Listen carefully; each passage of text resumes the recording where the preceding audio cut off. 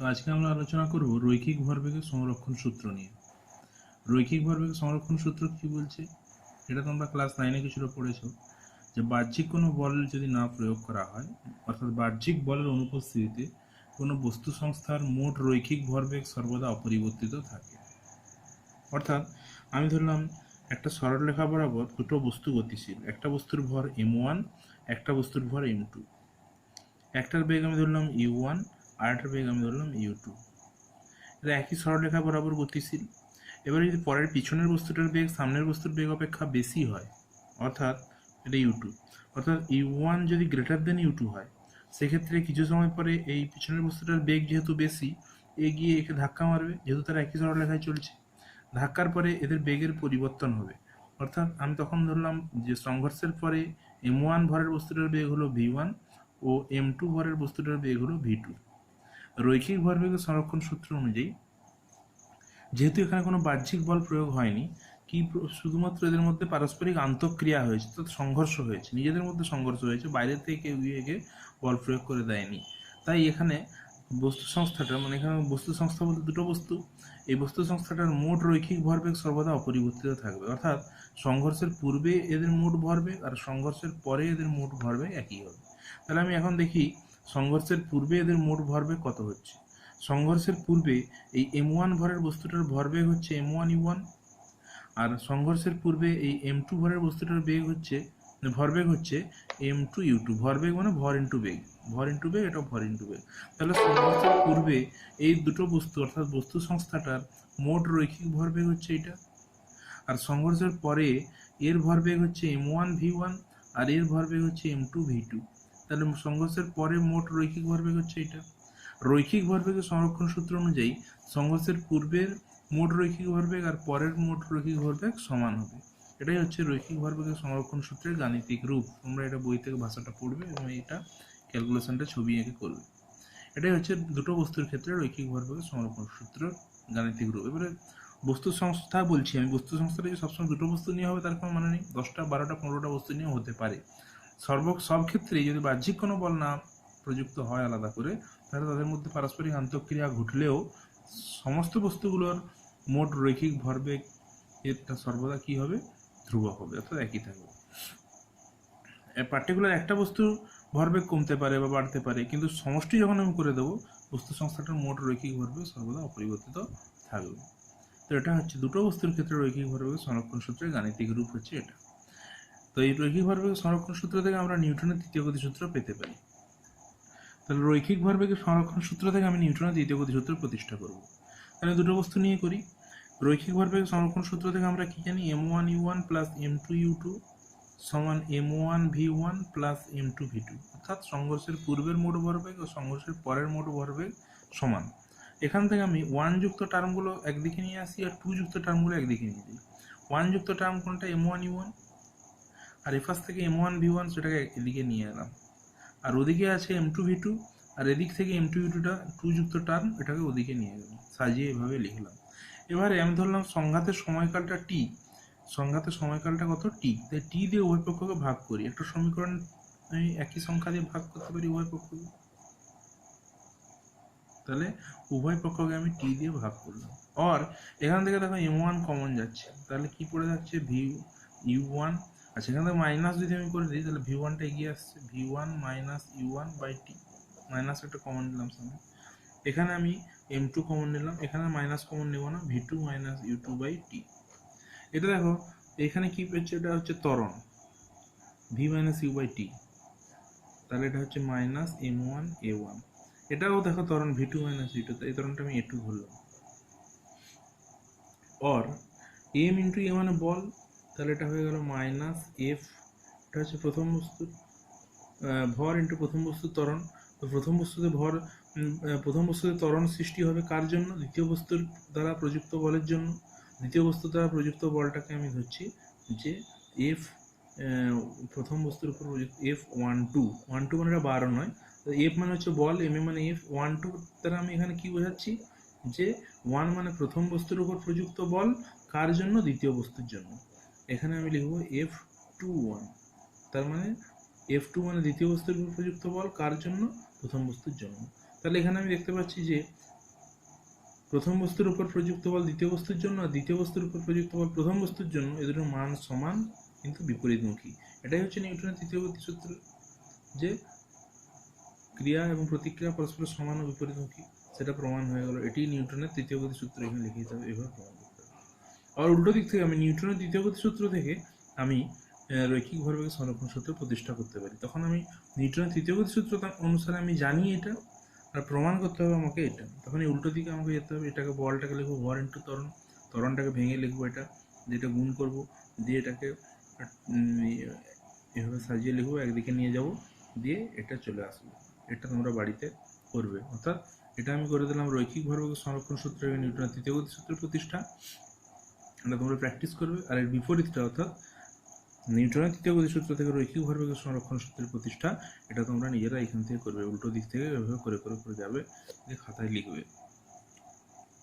Next হচ্ছে বন্দুকের প্রতিক্ষেপ বেগ। বন্দুকের প্রতিক্ষেপ বেগটা কি?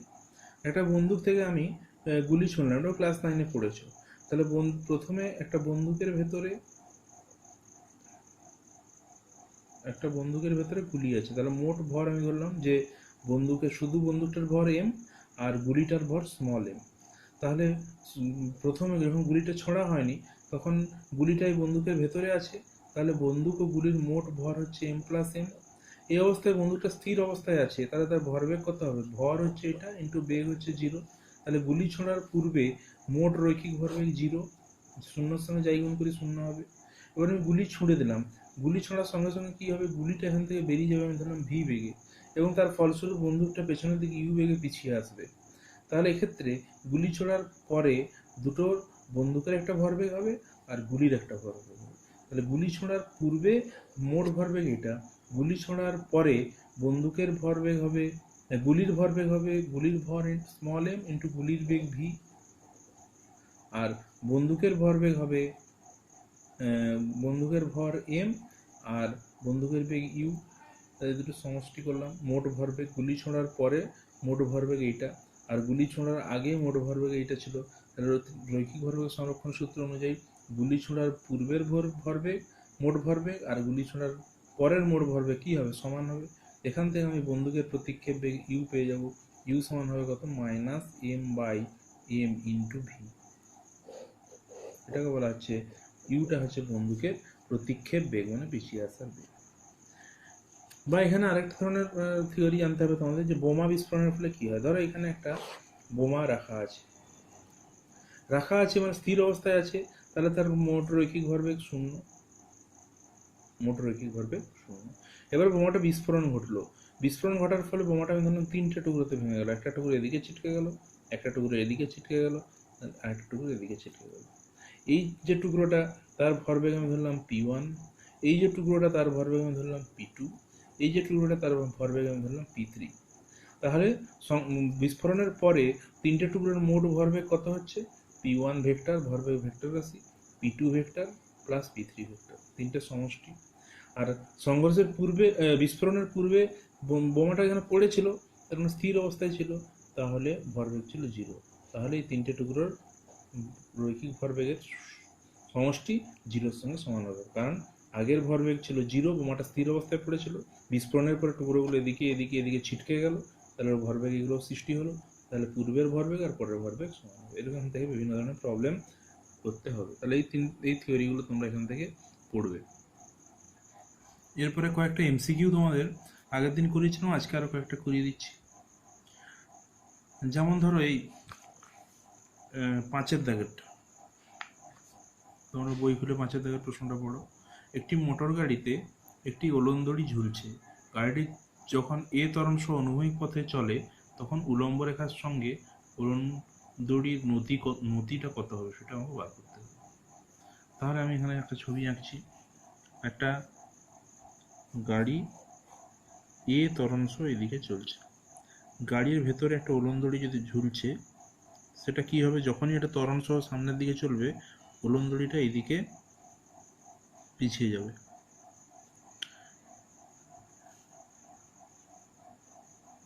যতক্ষণে ত্বরণ বজায় থাকবে ওলন্দড়িটা ততক্ষণ এই অবস্থায় থাকবে। তো এখন আমাকে বার করতে হবে যে এই কোণটার মান কত হবে।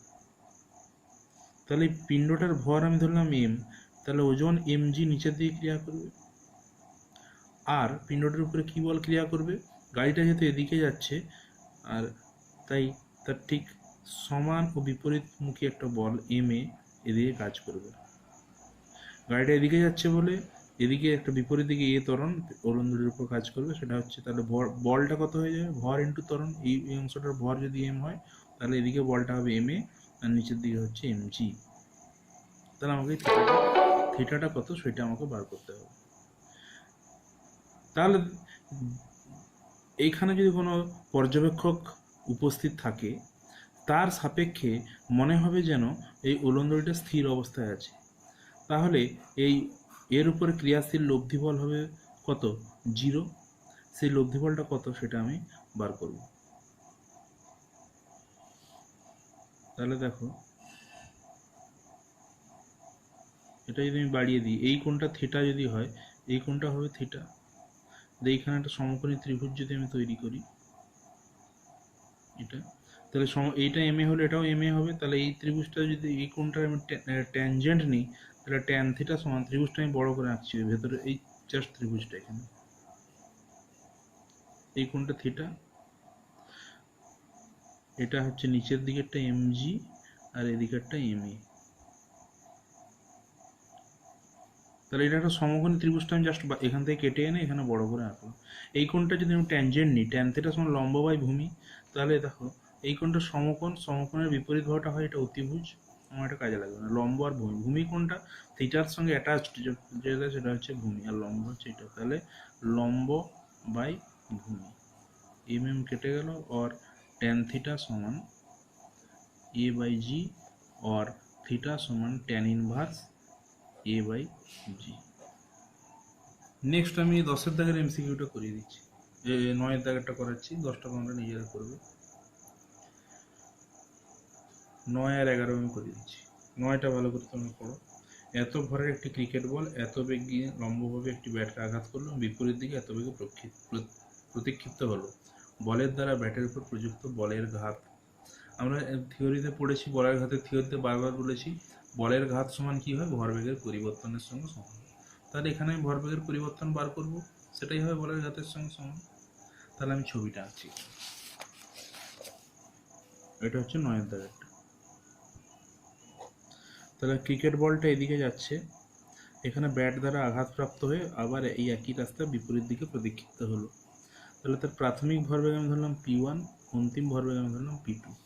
p1 সমান কত, প্রাথমিক ভরবেগ ভাষাটা তোমরা লিখবে, p1 সমান হচ্ছে গিয়ে অর্থাৎ ব্যাট দিয়ে মারার আগের ভরবেগ কত, ভর ইন্টু বেগ, বলটার ভর দেওয়া আছে 0.5 কেজি ইন্টু বেগ কত 30 মিটার পার সেকেন্ড প্রশ্নে আছে, সমান 15 কেজি মিটার পার সেকেন্ড।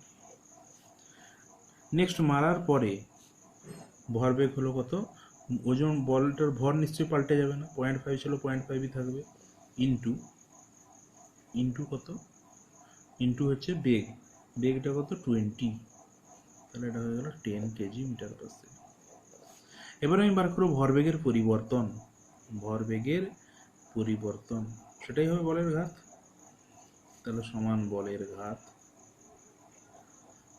বা আগে বলের ঘাতটা লিখো, বলের ঘাত সমান ভরবেগের পরিবর্তন সমান ভরবেগের পরিবর্তন, মানে পরিবর্তন মানে পরেরটা মাইনাস আগেরটা, p2 মাইনাস p1। p2 কত ছিল, বেরিয়েছিল 10 মাইনাস p1, p1টা কত 15। এইখানে একটা জিনিস খেয়াল করো, ছবিতে p2 ডিরেকশন আর p1 এর ডিরেকশন ঠিক সম্পূর্ণ বিপরীত দিকে, তাই এটা হয়ে যাবে -15, এটা যেন ভুল না হয়।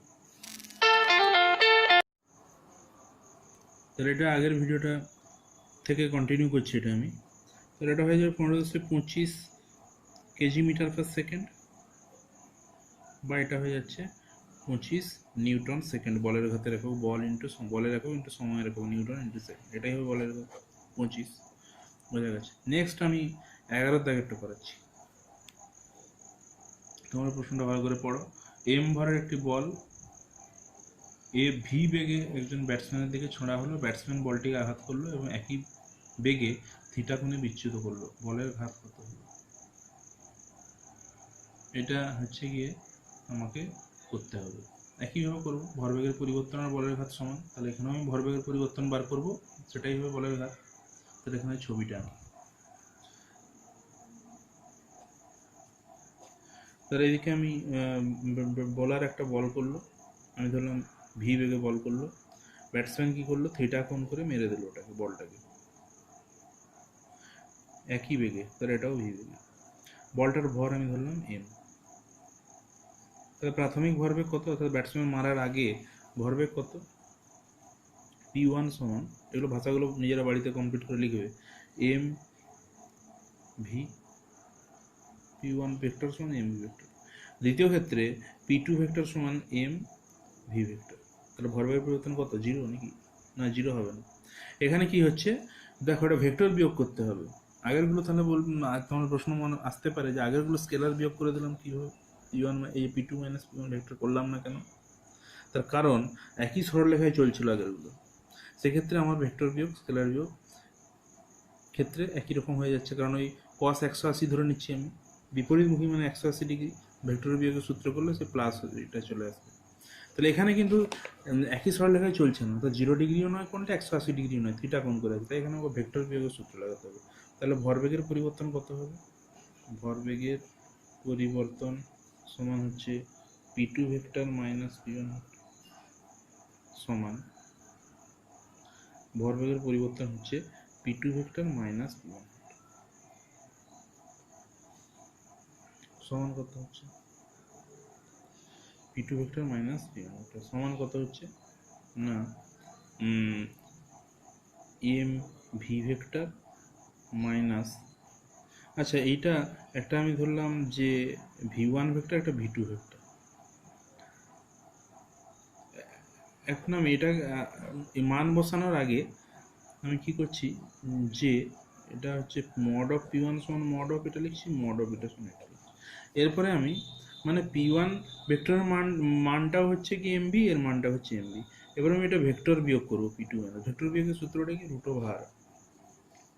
Over P2 square plus P1 square minus 2 P1 P2 cos, এখানে থিটার মান কত হবে, P1 ও P2 মধ্যবর্তী কোণ, এটা ভালো করে খেয়াল করো, এখানে cos থিটা হবে না, এটা 180 মাইনাস থিটা হবে, তার কারণ কি P1 হচ্ছে এটা আর P2 হচ্ছে এটা, তাদের মধ্যবর্তী কোণ কোনটা হবে, দুটো ভেক্টর স্টার্টিং পয়েন্ট দেখো আলাদা, এটা এখান থেকে শুরু হয়েছে আর এটা এখান থেকে শুরু হয়েছে, তাহলে মধ্য ভেক্টর চ্যাপ্টার পড়ানোর সময় বলেছিলাম মধ্যবর্তী কোণ বার করতে হলে কি করতে হবে, দুটো স্টার্টিং পয়েন্ট আগে একই জায়গায় নিয়ে যেতে হবে, তাহলে এই ভেক্টরটাকে তুলে আমি এখানে বসাবো, দিলেই আমি মধ্যবর্তী কোণ পাবো।